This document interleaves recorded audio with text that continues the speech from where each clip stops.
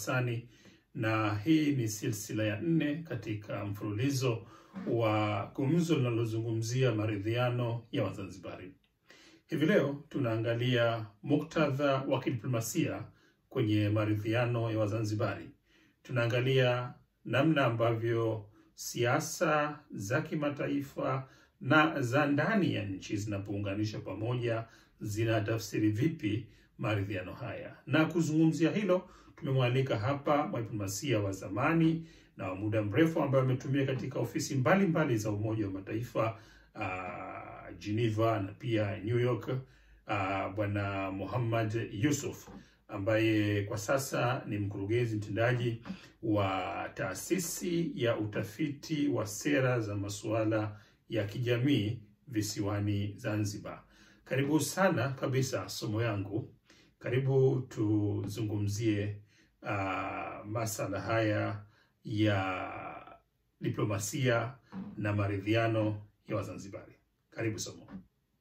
Kwanza napenda kutumia fursa hii kutoa shukrani zangu za dhati kabisa kwenu kwa kunipa fursa ya kutoa mawazo na fikra zangu kuhusu swala la maridhiano kwa muktadha wa diplomasia. Nafikiri hili ni jambo zuri na ni dhana nzuri kabisa. Nashukuru kwa hilo.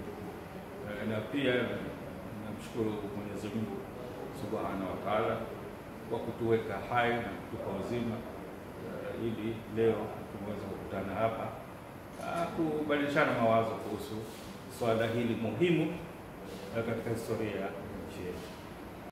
Naam, somo yangu. Labda swali la mwanzo kabisa ambalo ningeomba utufafanulie hapa ni hili ambalo tumelitanguliza kwenye utangulizi wetu, la namna ambavyo maridhiano haya wa Zanzibari yanaweza kutafsirika katika uwanja wa diplomasia.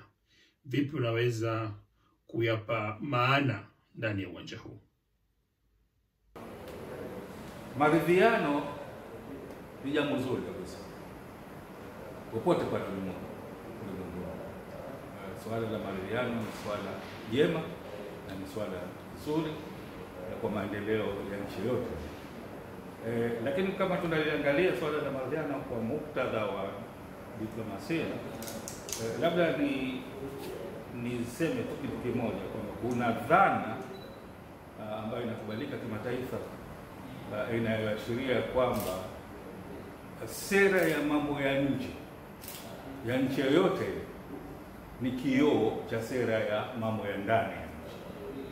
Waingereza wanasema foreign policy is a reflection of domestic policy. Sasa kama hivyo ndivyo, maana yake ni sasa hivi tuna maridhiano hapa Zanzibar ambayo imeleta kuanzishwa tena kwa serikali ya Umoja wa Mataifa. Hiyo ndiyo sera yetu ya mambo ya ndani.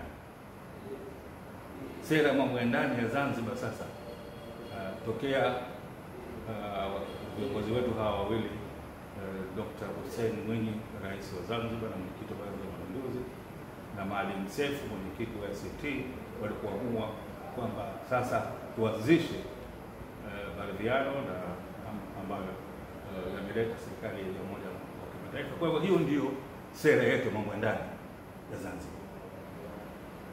Kwa hiyo sasa, ili sera hii ya mambo ya ndani ya Zanzibar ijulikane, kwa sababu haiwezi kuishia Zanzibar, lazima sasa iwe reflected katika foreign policy ya nchi yetu.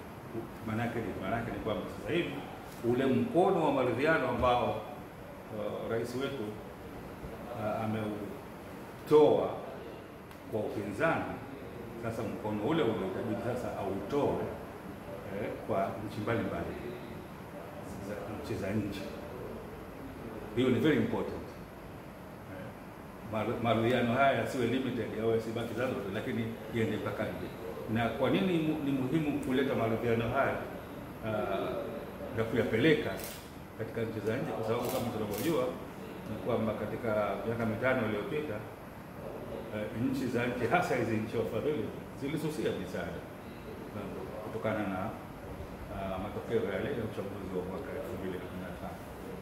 Kwa hivyo sasa hivi kuna haja ya kuleta mahusiano mazuri na nchi hizi wafadhili, ili kuonesha kwamba yale tuliyoyapitisha ndani ya nchi yetu sasa tuna reflect katika nchi za nje kwa madhumuni ya kujenga mahusiano mazuri baina yetu na nchi za nje, hasa zile nchi wafadhili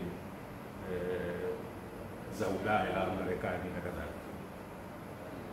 Sasa kwa maana hiyo, Somo, unataka kusema kwamba Zanzibar inasimamia, na kusema hasa swala langu hasa ni kwamba Zanzibar inapata taswira gani kwenye jumuiya ya kimataifa kwa sababu ya hatua hii ya kuingia kwenye maridhiano?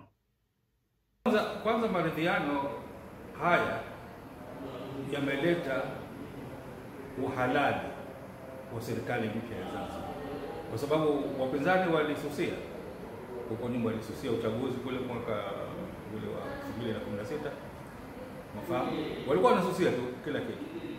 Sasa hivi ikajikuta serikali ya mapinduzi ya Zanzibar iko peke yake, imekosa uhalali, imekosa uhalali wa kisheria.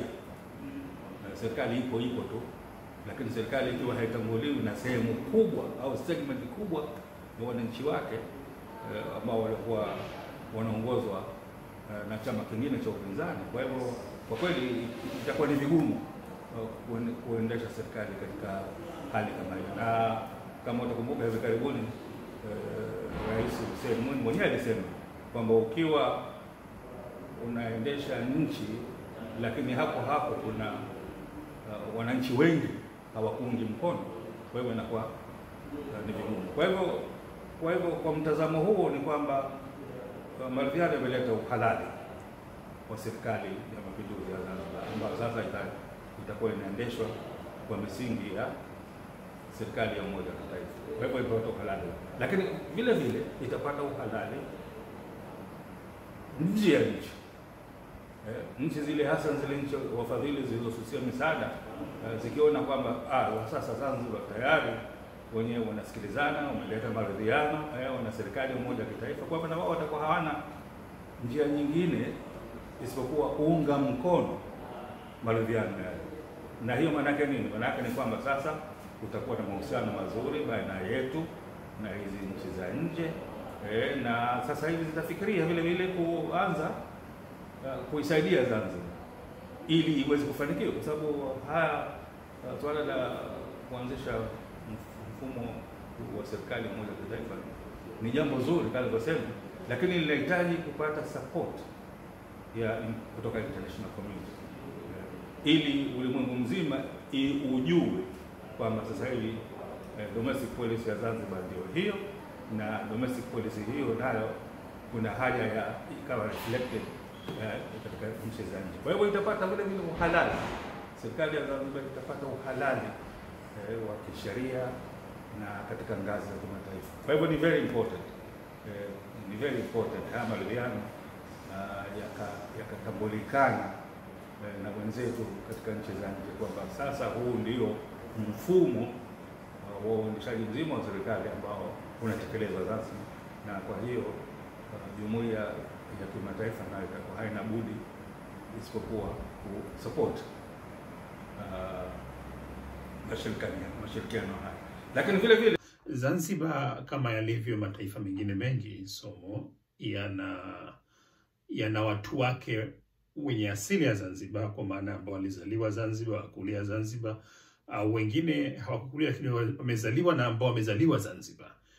Mnavyowaita nyinyi wanasema diaspora, watu wa raia ambao wa nchi fulani ambao wanaishi nchi nyingine. Vipi nukta hii ya diaspora na maridhiano wa Zanzibari? Vipi wana diaspora wanaguswa, watakiwa waguswe na maridhiano kama haya ambayo yamefikiwa huko nyumbani? Manake bila shaka pengine na wao ni sehemu ya wale ambao wangekuwa na mchango ama moja kwa moja au sio moja kwa moja kwenye suala la maridhiano ya Wazanzibari. Hapa tusizungumzie swala la nchi kwa nchi tu, kwamba Zanzibar nayo itakuwa na mahusiano mazuri na nchi zingine, lakini sasa hivi tunapozungumzia maridhiano tunazungumzia watu na watu tunao wengi tu nchi za nje, Wazanzibari na Watanzania kwa jumla ambao wanaishi nchi za nje, tunaweza kusema wako katika diaspora. Kwa hivyo kuna haja ya kuwafikia hao pia, kuwafikia ndugu zetu walikuwa nchi za nje, na wajue kwamba sasa hivi kuna maridhiano na kwamba wanakaribishwa kuja hapa wakati wowote ili kuja kusaidia kusukuma gurudumu la maendeleo ya nchi yetu. Kwa hivyo serikali inabidi ichukue jitihada za makusudi kabisa kuwaalika hawa ndugu zetu walikuwa nchi za nje kwa madhumuni ya kuwaonesha kwamba sasa tuna maridhiano na wao wajihisi wako huru kuja nyumbani, kuja kushiriki katika maendeleo ya nchi yetu, katika kuwekeza katika miradi mbalimbali ya maendeleo. Kwa hivyo hiyo itasaidia vile vile kuleta haya maendeleo, kwa sababu kama nasema maridhiano yasiwe yamekuwa limited na hapa Zanzibar tu, lakini iende nje zaidi, ili ulimwengu mzima ujue kwamba sasa hivi kuna serikali ya umoja wa kitaifa na inahitaji kuungwa mkono na wote wale ambao wanapenda kuiona Zanzibar inaendelea. Naam, Somo, kando na mchango au tuseme ushirikiano wa diaspora au Wazanzibari ambao wanaishi nje ya nchi yao katika swala la maridhiano, tuje hasa katika jumuiya ya kimataifa. Jumuiya ya kimataifa ina mchango gani wa kuyasimamisha au kuyaangusha maridhiano ya Wazanzibari panapohusika muktadha huu ambao tunazungumzia leo hii wa diplomasia ya kilimwengu?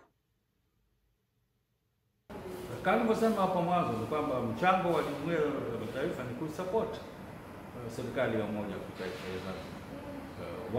In fact wana moral obligation.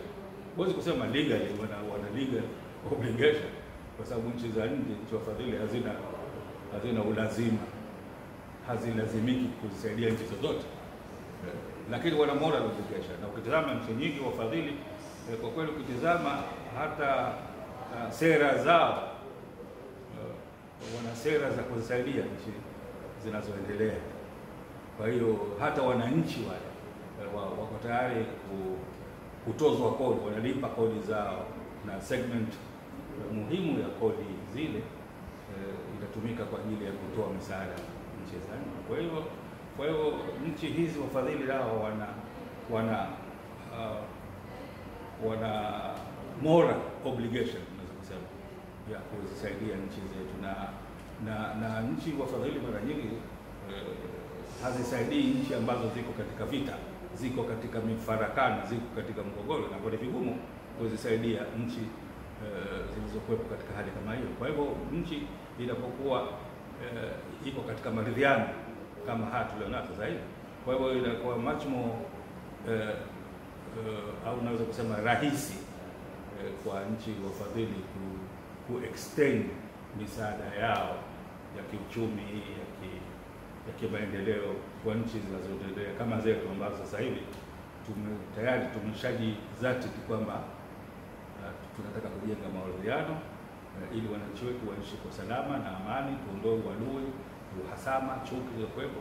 Kwa hivyo nchi wafadhili zikiona kwamba Zanzibar sasa iko katika maridhiano, kwa hivyo inakuwa ni motisha kwa kupeleka misaada, kwa sababu wanajua kwamba misaada ile itatumika ipasavyo katika mazingira ya amani na utulivu. Naam, Somo. Sasa tuje katika kuwageukia wenyewe Wazanzibari waliomo ndani. Tumeshaangalia Wazanzibari walioko nje kwa diaspora, tushaangalia kuhusu jumuiya ya kimataifa, na ambavyo umesema kwamba jumuiya ya kimataifa ina wajibu wa kimaadili, si wajibu wa kisheria wala wajibu wengine, lakini wajibu wa kimaadili wa kusaidia kuona jambo hili la maridhiano linasonga mbele zaidi hapa ambapo lilipo hivi sasa. Lakini vipi kuhusu Wazanzibari wenyewe waliomo ndani katika suala hili la maridhiano? Unadhani kwamba wana nafasi gani? Wazanzibari wanapaswa kusonga mbele, kwa sababu tunacho sisi cha kujifunza. Tunayo example kwa nyuma. kwa sababu hii serikali ya umoja wa kitaifa tulionayo hivi sasa si jambo jipya. Tulikuwa nayo serikali ya umoja wa kitaifa baada ya uchaguzi wa mwaka 2010 na tulikuwa nayo mpaka 2015. Kwa hivyo wananchi wa Zanzibar wameona jinsi serikali ilivyokuwa ikifanya shughuli zake wakati ule chini ya mfumo ule wa serikali ya umoja wa kitaifa. Mambo yalikuwa mazuri, uadui uliondoka, uhasama uliondoka, chuki ziliondoka kabisa. Watu tulikuwa tunazikana, tunakwenda kwenye maharusi, tuna maulidi yakisomwa, tunaalikana, tunahudhuria. Kwa hivyo ilikuwa hali ya amani katika nchi, ilikuwa imetamala Zanzibar nzima, na ilikuwa wananchi wengi walifurahia hali hiyo. Lakini sasa baada yaliyotokea mwaka 2015 baada ya kufutwa uchaguzi na baada ya kurejewa uchaguzi wa mwezi Machi 2016, hali ilibadilika, haikuwa hiyo na tumeona. Kwa hivyo tumeweza kuona faida za serikali ya umoja wa kitaifa kwa sababu tumeona kuanzia mwaka 2010 mpaka 2015, lakini tumeona vile vile hasara za kutokuwepo kwa serikali ya umoja wa kitaifa, kutokuwepo kwa maridhiano katika kipindi chote cha kuanzia mwaka 2015 mpaka 2020. Tumeona ni hasara kubwa kwa sisi. Kwa hivyo nafikiri wananchi wa Zanzibar wameweza kujifunza kwamba maridhiano ni kitu muhimu sana katika maendeleo yote ya nchi. Kwa nukta muhimu wa somo wangu ambayo inazungumziwa na tumeishuhudia katika kipindi hiki tangu Rais Dr. Hussein Mwinyi alipoanza kutoa kauli yake ya kwamba yuko anataka mashirikiano, maridhiano na kwa kuchukua hatua zomo ndani ya katiba bila shaka, kwamba kuwe watu wasifukue makaburi. Hata yeye mwenyewe kwamba hana nia kufukua makaburi. Lakini swala ambalo linagomba hapa kwa wengi wao, namna gani ambapo unataka watu wasamehe bila watu hao kuombwa radhi, kwa mfano kwa yale ambayo yametokea yamewapata, lakini unaposema kwamba hufukui makaburi wakati makaburi haya vilivyomo ndani yake ndivyo ambavyo vimefanya hali ikawa ambayo ikafika ilipofikia mpaka tokezea mauaji na kadha wa kadha. Hii dhana ya kutokufukua makaburi kidiplomasia unaifahamu vipi, somo yangu Bwana Muhammad? Nafikiri swala la kufukua makaburi ni dhana tu, lakini nafikiri hapa rais wetu alikuwa anakusema kwa sababu tuna maridhiano, si ndio? Sasa maridhiano maana ni tusameheane. Huwezi kusahau yaliyopita, yes, lakini tusameheane, ndio maridhiano. Maridhiano ni kusameheana, ni moja, it's an important ingredient ya maridhiano. Msamaha, tusameheane. Na nafikiri rais amekusudia hapa, nafikiri kwamba atakuwa amekusudia kwamba hataki kufukua makaburi kwa sababu anataka tusameheane, tujenge culture mpya ya kusameheana. Kwa hivyo huwezi wewe leo ukaanza kurudisha yale yaliyokuwa kukumbusha kila wakati yaliyotokezea na nini. Sasa itakuwa ile dhana ya kusameheana itakuwa wapi? Itakuwa mnafanya nini? Maridhiano itakuwepo bila kusameheana? Hatakuwepo. Kwa hiyo nafikiri we have to be very careful tunapo najua kwamba kuna watu wengi wanamlaumu rais kwamba hataki kufungua makaburi kwa sababu kuna watu hapa, watu wameuawa, watu wamepigwa, wameumizwa na nini. Ni kweli. Lakini sasa hilo ni swala ambalo linaweza likajadiliwa na serikali hii iliyokuwa sasa hivi, serikali ya umoja wa kitaifa. Wanaweza kujadili kwa pamoja kutizama namna gani yale mabaya yaliyofanyika nyuma yanaweza kushughulikiwa. Lakini kitu muhimu hapa ni kuhakikisha kwamba watu wanasameheana, halafu wanakwenda mbele, wanaendelea mbele. Lakini ukianza kusema wewe lazima tulipe kisasi, tena itakuwa hakuna maridhiano. Na nchi nyingi zilizokuwa katika matatizo, migogoro mikubwa kama South Africa kwa mfano, walianzisha kitu kinaitwa tume ya ukweli na maridhiano, ilikuwa pale, Truth and Reconciliation Commission. Hata Cambodia pia walianzisha ile tume ya maridhiano na walisameheana. Hawakusahau yaliyotokea, lakini walisameheana. Na nafikiri rais anakusudia, anapozungumzia kwamba tusifukue makaburi, anakusudia kwamba tusameheane. Nafikiri hiyo ni dhana moja nzuri sana, ikiwa kweli tunataka kuleta maridhiano ambayo yataleta manufaa kwa wananchi wa nchi yetu kwa jumla. Naam, Somo, asante sana. Labda swali la mwisho kwa hivi leo, tuangalie sasa katika upana, lakini upana wa ndani yenyewe, kwa maana ya kusema kwamba vyama ambavyo vinatajwa kuingia kwenye maridhiano ni vyama viwili. Ni Chama cha Mapinduzi ambacho ndio mshirika mkubwa kwenye serikali ya umoja wa kitaifa, na chama cha ACT Wazalendo ambacho kimechukua nafasi ndogo kwa mujibu wa kura ambazo imepewa au imetangaziwa na tume ya uchaguzi ya Zanzibar. Vipi kuhusu sasa vyama vingine vya kisiasa ambavyo havikupata kura za kuweza kuwa sehemu ya serikali ya umoja wa kitaifa, lakini bila shaka vipo Zanzibar na bila shaka vina pengine watu wao, vina nafasi gani kwenye kuyadumisha maridhiano haya wa Zanzibari? Hii maridhiano ni kwa nchi nzima, si kwa vyama vile viwili tu vya CCM na ACT Wazalendo. Huwezi ukaleta maridhiano kwa kuvishirikisha vyama hivyo viwili tu. Kuna segment kubwa ya wananchi ambao sio wanachama wa vyama vyovyote vile au vyama hivi viwili vikubwa. Kuna wengine wanachama wa vyama vingine vidogo vidogo wafuasi, lakini kuna wananchi wengine pengine ni apolitical, hawana vyama vyote, lakini wao ni sehemu ya nchi hii. Kwa hivyo maslaha yao makubwa lazima yajikiti katika kuona kwamba nchi inaendelea kwa salama na amani, kuna maridhiano. Kwa hivyo ushauri wangu kwa vyama hivi vyote na hasa wananchi wote kwa jumla ni kusupport. Hawana budi isipokuwa kuunga mkono maridhiano haya ili kuhakikisha kwamba yanasaidia katika kujenga confidence building mechanism, kujenga imani ya wananchi kwa serikali yao. Kwa sababu nini maana maridhiano? Maridhiano kati ya vyama au katika segment ya watu au wananchi wanaogombana, unapoleta maridhiano ni kwamba unajenga mazingira mazuri ya kuaminiana. Watu wanajenga mazingira mazuri ya kuaminiana kwamba huyu akiongoza ni sawa, kwa sababu atatuletea maendeleo, tutakuwa na amani na utulivu.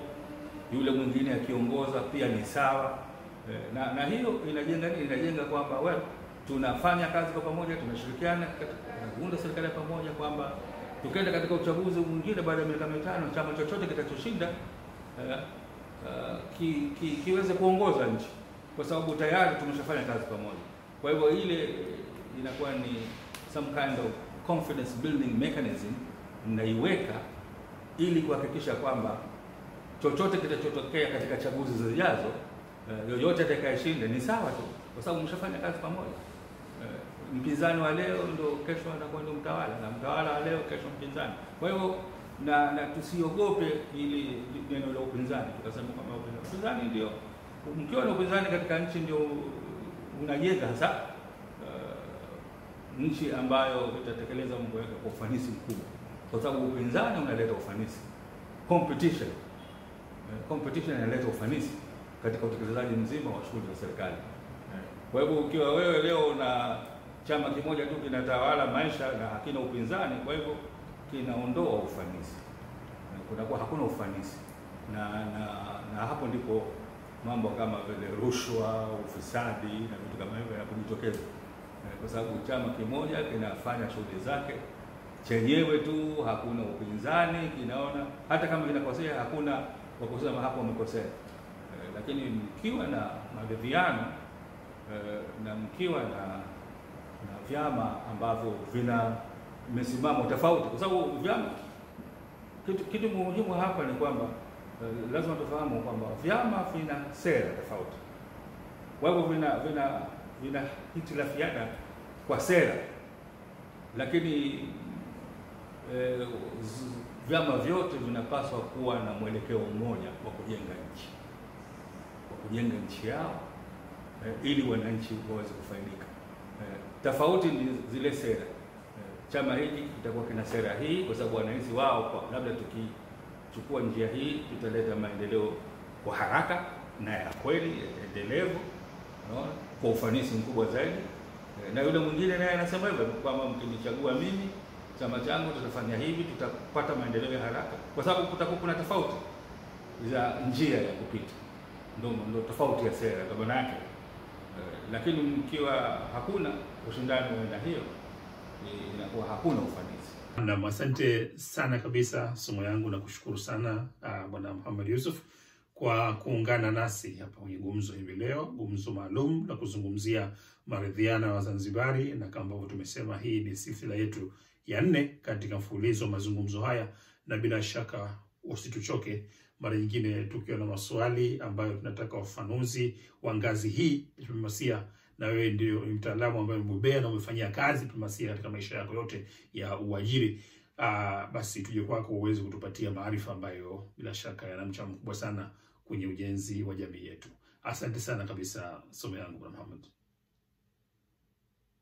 Inshallah panapo hai na uzima, nafikiri na sisi tunayo dhima ya kutoa mchango mdogo katika kuhakikisha kwamba nchi yetu inaendeshwa kwa misingi ya amani, utulivu, maridhiano. Hilo ni jambo muhimu, unafahamu. Kwa hiyo nashukuru sana kwamba mmenipa fursa hii na mimi kutoa mchango wangu mdogo katika swala la maridhiano. Asante sana. Naam, mpenzi mtazamaji wa Gumzo, basi nikushukuru na wewe kwa kuungana nasi tangu mwanzo mpaka mwisho hapa. Kwa hakika bila shaka umepata maarifa makubwa kutoka kwa mwasia huyu wa kimataifa wa miaka mingi, Bwana Muhammad Yusuf, ambaye ametupa maarifa yake hapa kuhusu namna ambavyo tunaweza kuzungumzia maridhiano ya Zanzibari katika muktadha wa siasa za kimataifa, siasa za kilimwengu. Na bila shaka tutakuwa nawe tena hapa katika silsila hii katika wiki ijayo, manake angalau mara 2 kwa wiki tunazungumzia swala hili, na usiache kupo hapa kuzungumzia muktadha mwingine au masuala mengine yaliyomo ndani ya maridhiano ya Zanzibari. Naitwa Muhammad Ghassani, na kwaheri hadi mara nyingine.